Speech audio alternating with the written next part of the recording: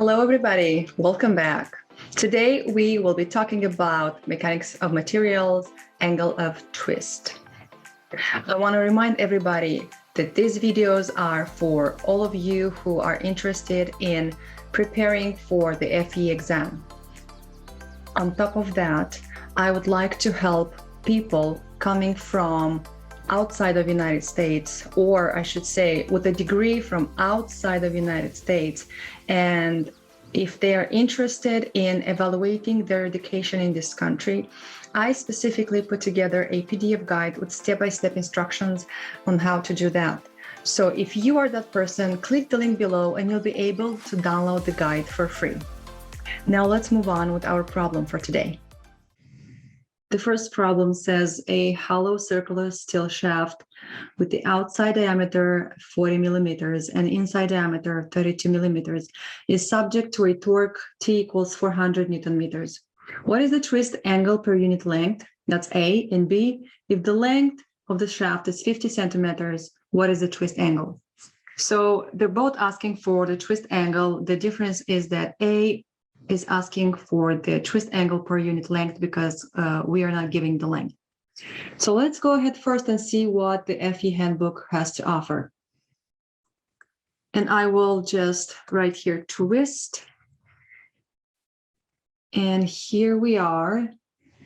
It gets me straight to what I need. The formula, this is the formula TL over GJ. And one thing important to remember is that this angle is giving us when we calculate the angle is in radians. The unit is going to be radians. So that's important to remember. Now let's see, what do we know? The problem is giving us the torsion moment, and the length, we have to calculate the angle over per unit length. And G and J, so J is the polar moment of inertia, which we will have to calculate, and G is given in the table here at the end of mechanics of materials section, is modulus of rigidity. And here in this table, we're giving a few materials. So it depends what your problem is calling for. In our case, we have a steel shaft, so I'm going to use my modulus of rigidity is going to be 80 gigapascals.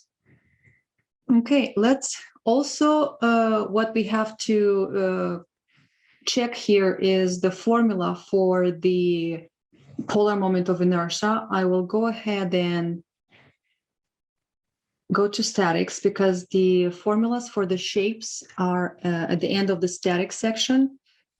So we have a hollow shaft, right, which is going to be a hollow circle. And this is the formula for the polar moment of inertia.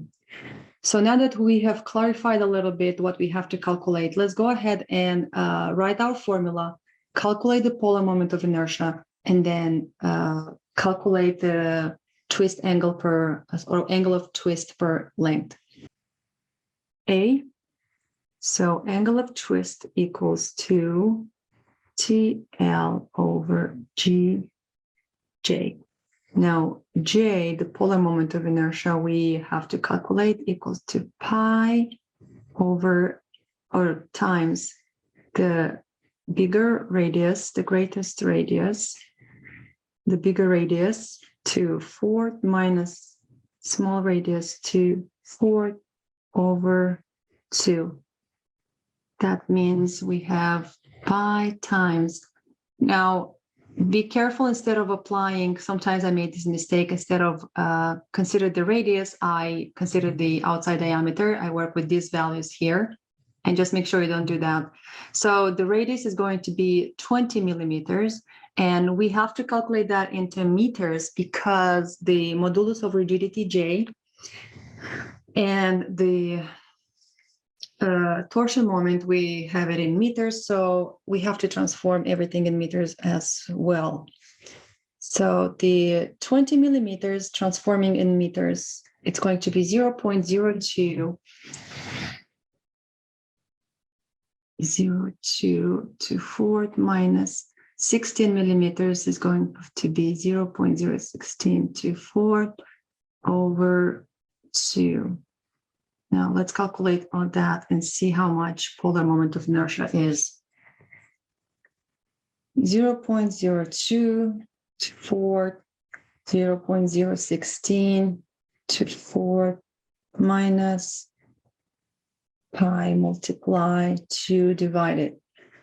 I'm getting 1.484 times 10 to minus 7, and this is meter to 4. Now let's go ahead and calculate the angle of the twist angle per unit length. And this is A, right?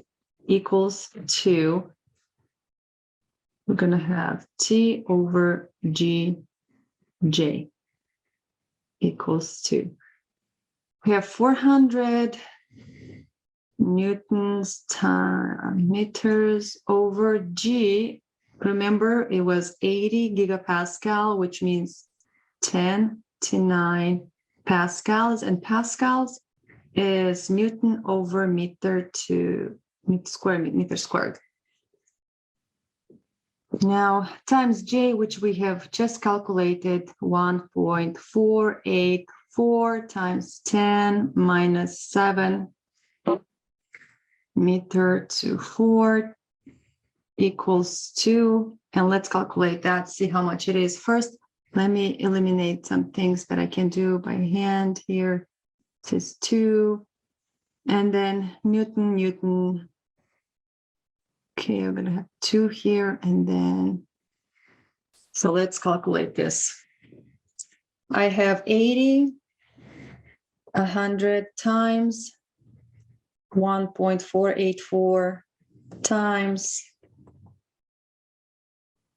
400 divided. So I'm getting 0.0337,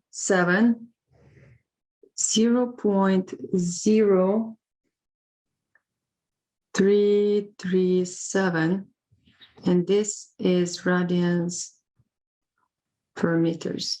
And if the problem gives you or is asking for degrees, you just use your calculator and transform this into degrees, and I'm getting 1.93 degrees per meter. Okay, let's go to B, which says if the length of the shaft is 50 centimeters, what is the twist angle? So I'm going to do B here. So we'll have angle of twist equals 2. Again, let's work on this. Just write the formula down. GJ. We'll have 400 Newton meter times 50 centimeters equals to 0.5 meters, because 1 meter has 100 centimeters. G equals to 80 times 10 to 9 newtons over meter squared times, and the J, polar moment of inertia, is the same, we just calculated, 484 times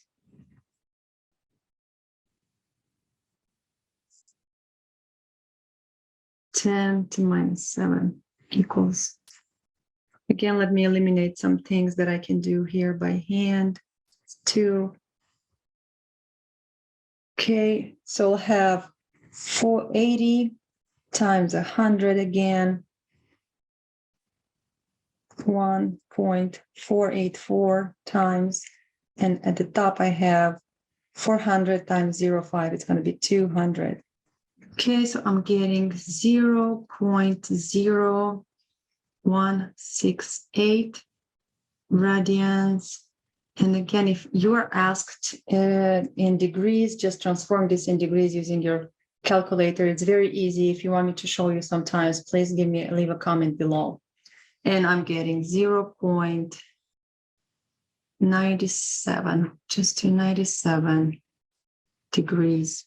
And that's it with this problem. It wasn't anything hard. You saw we have formulas provided in the FE handbook. It's pretty simple. Let's move on. I have another problem. A hollow steel shaft has the cross section shown below. if the maximum torsional moment experienced by the section is 100 Newton meters, what is the maximum shear stress? So again, we're giving a hollow steel shaft.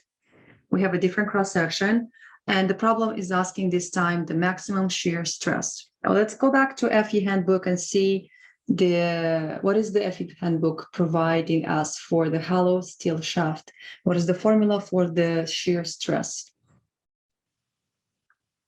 Okay, let me go back to mechanics of materials here. And I'll scroll down and we're going to look for the formula where for the hollow tin wall. There you go. So hollow tin wall shafts, there you go.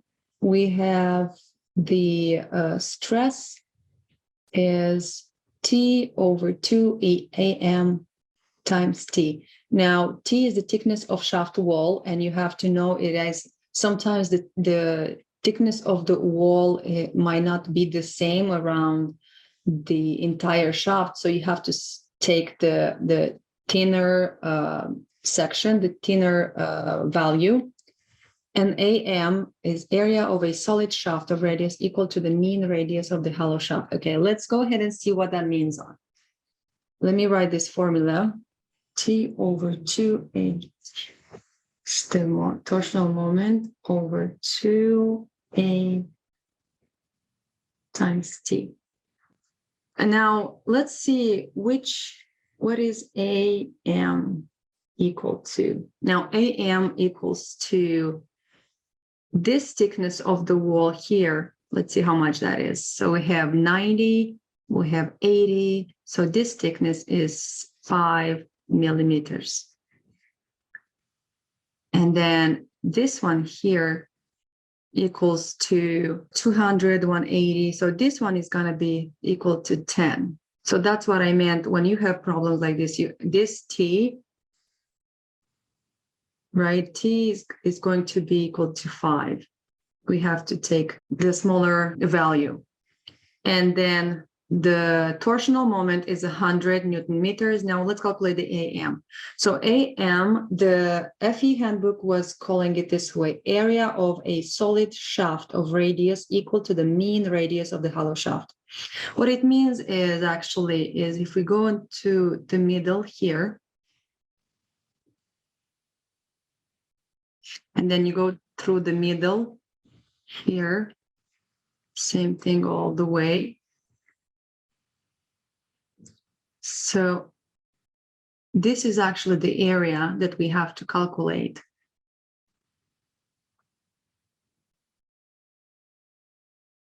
And apply in our formula. This is the area they're talking about. So let's see what is the length and the width. So for our area, the length is going to be, we have 180, and in this side we have 10, right? 5 and 5. So we're going to be 190. The length is going to be 190. And then the width here, we're going to have 80 plus 2.5 from here and 2.5 from here. We're going to have 85 millimeters. Now let's see.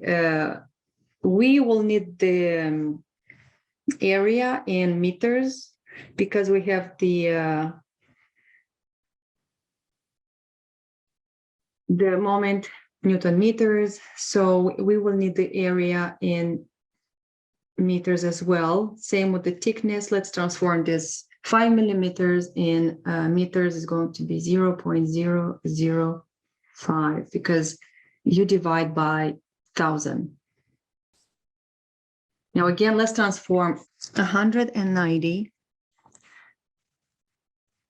into meters. We'll have 0.19 meters times 0.085 meters equals 0.1615. Okay, now let's go back and apply to the shear stress formula. Have 100 Newton meters over 2 times 0.016 meters squared times 0.005 meters equal 619,195 newtons per meter squared, and that is equal to 0.62 megapascals. So the answer is A. This was today's video, and I hope you found it helpful. If you did, as always, don't forget to subscribe and give it a like. This helps people like you find me. Just a quick reminder, if you have a degree from outside of the United States and you would like to evaluate your education in this country, I have put together a PDF guide with step-by-step instructions on how to do just that. Click the link below and you'll be able to download it for free. Keep on practicing, and I will see you next week.